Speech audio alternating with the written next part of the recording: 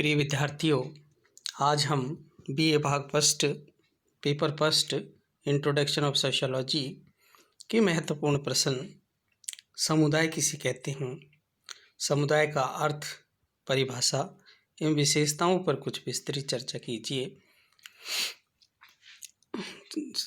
चर्चा करने जा रहे हैं। पिछली वीडियो के अंतर्गत हमने समाज किसे कहते हैं एवं एक समाज किसे कहते हैं, समाज एवं एक समाज में अंतर पर कुछ विस्तृत चर्चा की थी। उसी कड़ी को आगे बढ़ाते हुए आज समुदाय क्या है पर चर्चा करें। समुदाय शब्द का प्रयोग कई बार जाति विशेष, धर्म विशेष या संप्रदाय विशेष के लोगों के लिए किया जाता है, जैसे ब्राह्मण समाज, ईसाई हिंदू समाज आदि। परंतु समाजशास्त्र में समुदाय शब्द का प्रयोग इस अर्थ में नहीं किया गया है।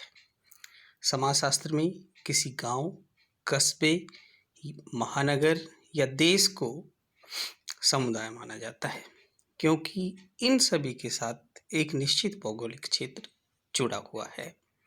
सामान्यतः दिल्ली, मुंबई आदि एक निश्चित भौगोलिक प्रदेश हैं, क्षेत्र हैं। यहाँ व्यक्तियों का एक समूह सामान्य स्थायी रूप से निवास करता है। कोई भी गांव अपने आप में समुदाय है।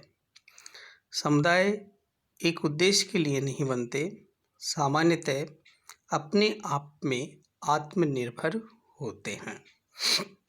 इन्हें जानबूझकर नहीं बनाया जाता, बल्कि समय के साथ स्वतः ही विकसित हो जाते हैं।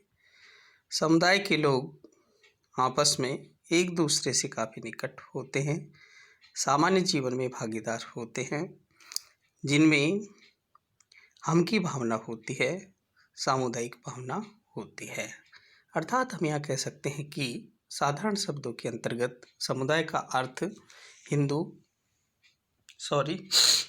सिख, ईसाई आदि के लिए किया जाता, आदि संप्रदाय के लोगों के लिए किया जाता है। परंतु समाजशास्त्र के अंतर्गत समुदाय का अर्थ एक निश्चित भूभाग अथवा क्षेत्र के अंतर्गत निवास करने वाले व्यक्तियों के एक ऐसे संगठित समूह को कहा जाता है जिसका एक नाम होता है तथा जिसे एक नाम के माध्यम से संबोधित किया जाता है तथा व्यक्तियों में आपस में हम की भावना पाई जाती है। ऐसे जो निश्चित भौगोलिक क्षेत्र के अंतर्गत निवास करते हैं, अर्थात ऐसे व्यक्तियों का एक ऐसा संग्रह है जो एक निश्चित भौगोलिक क्षेत्र के अंतर्गत निवास करते हैं, जिन्हें एक नाम के माध्यम से संबोधित करने का प्रयास किया जाता है तथा जिनमें हम की भावना देखी जाती है, उन्हें ही समुदाय के नाम से संबोधित किया जाता है।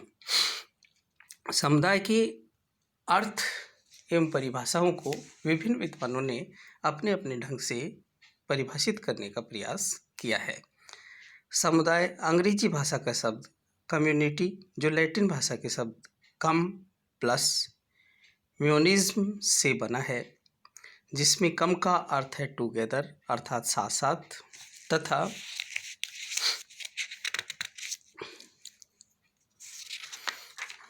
और म्यूनिज्म का अर्थ है सर्विसिंग अर्थात सेवा, अर्थात एक साथ मिलकर सेवा करना है।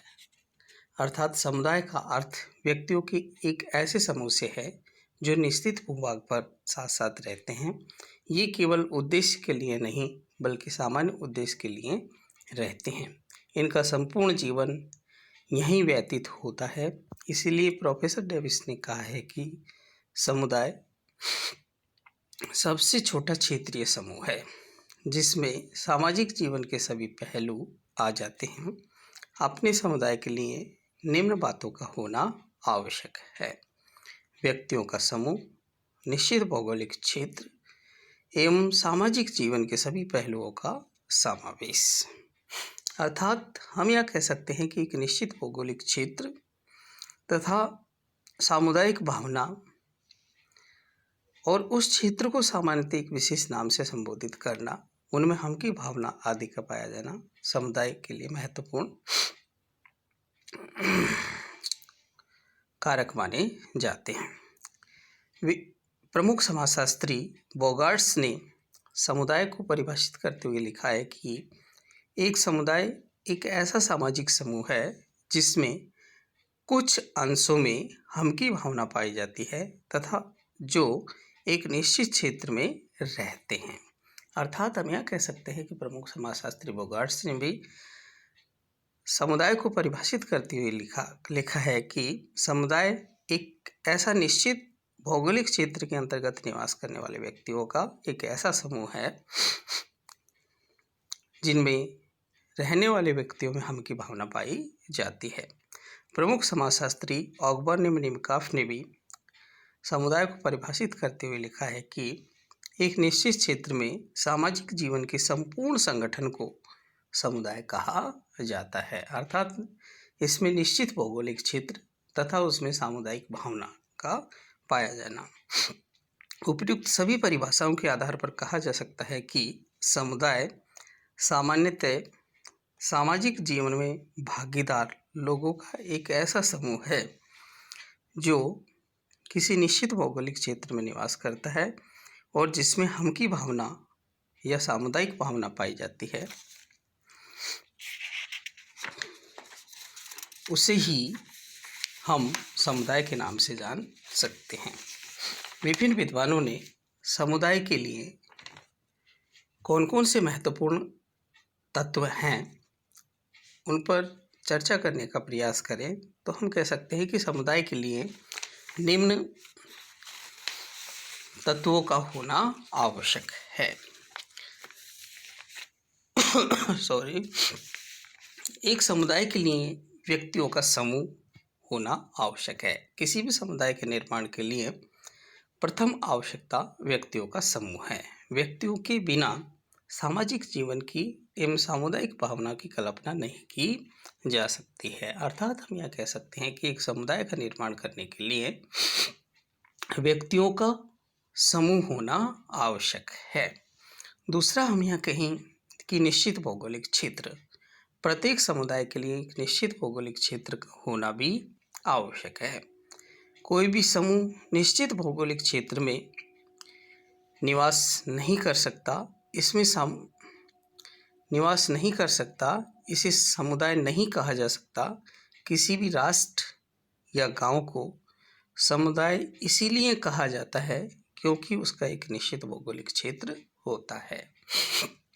हमने समुदाय की कुछ आवश्यक तत्वों में प्रथम कहा कि इसमें व्यक्तियों का समूह होना आवश्यक है तथा निश्चित भौगोलिक क्षेत्र का होना भी आवश्यक है।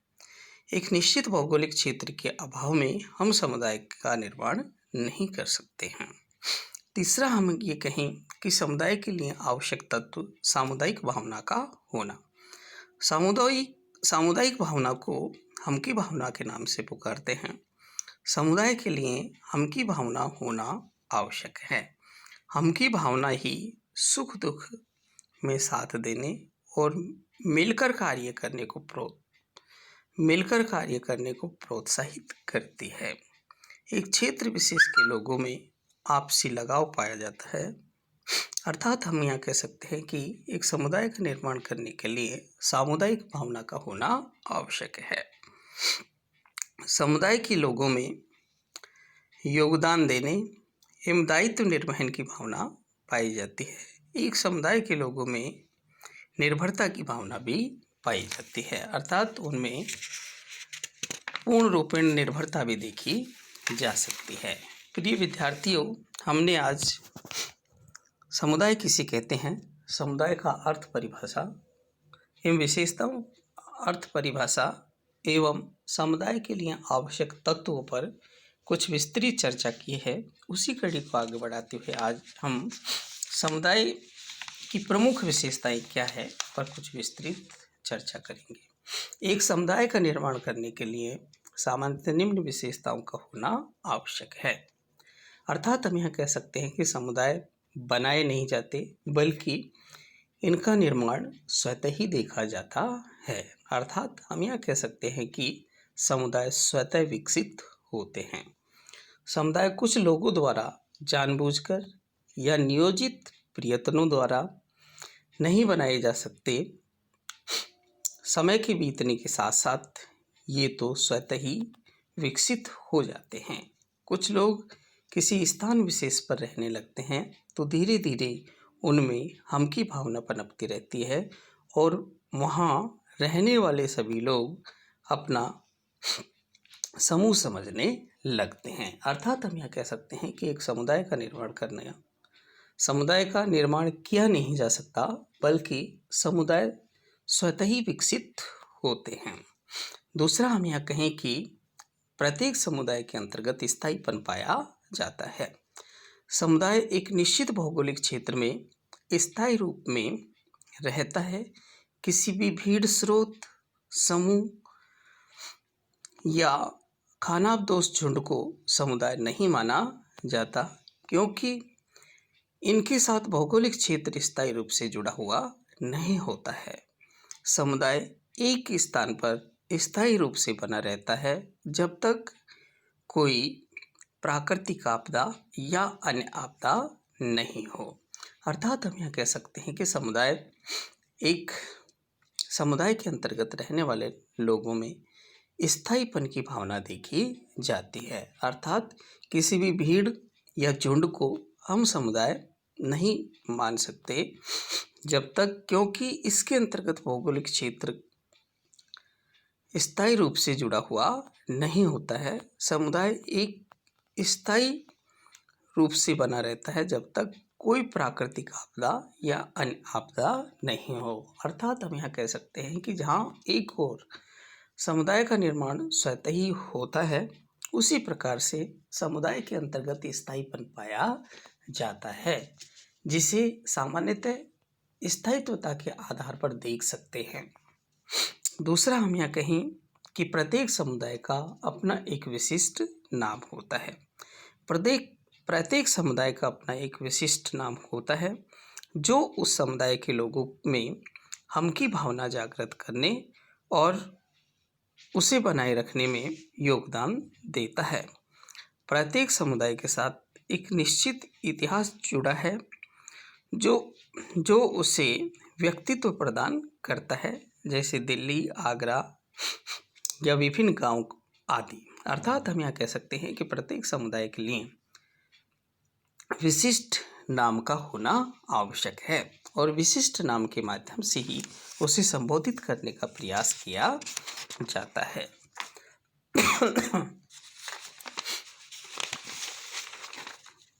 इसके साथ साथ समुदाय की विशेषताओं पर कुछ हम विस्तृत चर्चा करते हैं तो हम ये कह सकते हैं कि समुदाय के अंतर्गत मूर्तता देखी जाती है। समुदाय एक मूर्त समूह है। इसका कारण यह है कि एक निश्चित भूभाग पर बसे मनुष्यों के समूह के रूप में इसे देख सकते हैं, परंतु समुदाय से संबंधित नियमों को देखा नहीं जा सकता, उन्हें अनुभव अवश्य किया जाता है। अर्थात हम यह कह सकते हैं कि समुदाय के अंतर्गत मूर्तता की भावना पाई जाती है, अर्थात इसे पूर्ण रूपेण देखा जा सकता है। प्रत्येक समुदाय के अंतर्गत व्यापक उद्देश्य भी देखे जा सकते हैं। समुदाय का विकास किसी एक या कुछ उद्देश्य के लिए नहीं होता है, यह तो व्यक्तियों के जीवन की विभिन्न गतिविधियों का केंद्र स्थल है। इसमें उनके समूह सीमित एवं संस्थाएं समाहित होती हैं जो समुदाय के व्यापक लक्ष्य की पूर्ति में योगदान देती हैं। अर्थात जहाँ एक और समुदाय के लिए मूर्तता का गुण देखा जा सकता है, वहीं समुदाय के अंतर्गत व्यापक उद्देश्य देखे जाते हैं। समुदाय का विकास किसी एक या कुछ उद्देश्य के लिए नहीं होता है, यह तो व्यक्तियों के जीवन की विभिन्न गतिविधियों का केंद्र स्थल है। इनमें समूह, समितियां एवं संस्थाएं समाहित होती हैं जो समुदाय के व्यापक लक्ष्य की पूर्ति में योगदान देती हैं। अर्थात प्रत्येक समुदाय के व्यापक उद्देश्य होते हैं। यहाँ हम समुदाय की विशेषताओं पर कुछ विस्तृत चर्चा कर दें तो हम कह सकते हैं कि समुदाय का एक सामान्य जीवन होता है। प्रत्येक समुदाय के कुछ सामान्य रीति रिवाज, परंपराएं, विश्वास, उत्सव एवं त्यौहार व संस्कार आदि होते हैं जो उस समुदाय के लोगों के जीवन में एक रूपता उत्पन्न करने में योगदान देते हैं। समुदाय में ही व्यक्तियों की आर्थिक, सामाजिक, राजनीतिक, धार्मिक, अन्य आवश्यकताओं की पूर्ति होती है। इससे व्यक्ति का संपूर्ण जीवन सामान्य रूप से व्यतीत होता है। अर्थात हम यह कह सकते हैं कि एक समुदाय के अंतर्गत व्यक्तियों का एक सामान्य जीवन होता है, जिसके अंतर्गत विभिन्न प्रकार के संस्कार आदि देखे जा सकते हैं। विभिन्न प्रकार की परंपराएं, विश्वास, उत्सव, त्योहार आदि देखे जा सकते हैं। अर्थात एक समुदाय के अंतर्गत एक रूपता की भावना पाई जाती है। प्रत्येक समुदाय के अंतर्गत सामान्य नियम एवं व्यवस्थाएं भी देखी जाती हैं। अर्थात समुदाय का निर्माण करने के लिए विभिन्न प्रकार के नियम अथवा व्यवस्थाओं का होना आवश्यक है। नियम एवं सामान्य व्यवस्था को समुदाय की महत्वपूर्ण विशेषता माना जाता है। नियमों के माध्यम से ही समुदाय के व्यवहारों को निर्देशित किया जाता है, उन पर नियंत्रण रखा जाता है।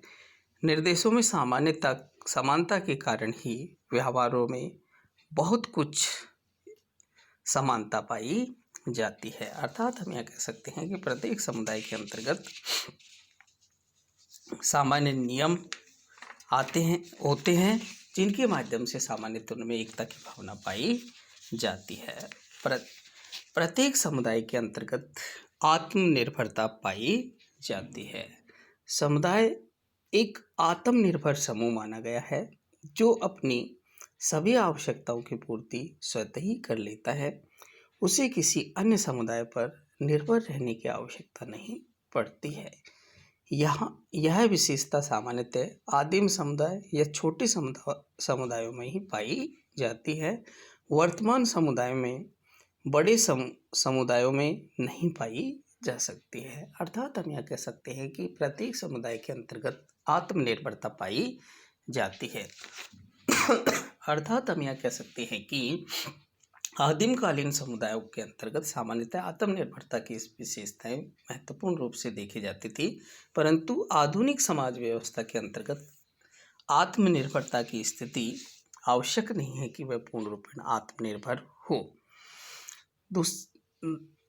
समुदाय की आवश्यक विशेषताओं के अंतर्गत हम यहाँ कह सकते हैं कि अनिवार्य सदस्यता। प्रत्येक व्यक्ति किसी न किसी समुदाय का सदस्य अवश्य होता है। वह क्षेत्र विशेष में अन्य लोगों के निकट रहता है, उनके साथ अंतःक्रिया करता है। उसे अपनी विभिन्न आवश्यकताओं की पूर्ति के लिए किसी न किसी क्षेत्रीय समूह या समुदाय में रहना पड़ता है। एक क्षेत्र विशेष में लंबी अवधि तक अन्य लोगों के साथ रहने से उनमें सामाजिक गतिशीलता बढ़ जाने से लोग एक क्षेत्र से दूसरे क्षेत्र में चले जाते हैं, परंतु इतना अवश्य है कि सामान्यतः प्रत्येक व्यक्ति किसी न किसी समुदाय का सदस्य अवश्य होता है। अर्थात हम यह कह सकते हैं कि प्रत्येक समुदाय के अंतर्गत सदस्यता अनिवार्य देखी जा सकती है। अर्थात कुछ विशेष आवश्यकताओं के लिए समुदाय के कुछ व्यक्ति सामान्यतः एक स्थान से दूसरे स्थान पर चले जाते हैं, परंतु फिर भी उनमें सामुदायिक भावना देखी जा सकती है। प्रिय विद्यार्थियों, हमने आज समुदाय किसे कहते हैं, समुदाय का अर्थ, परिभाषा, समुदाय के आवश्यक तत्व इन विशेषताओं पर कुछ विस्तृत चर्चा की है।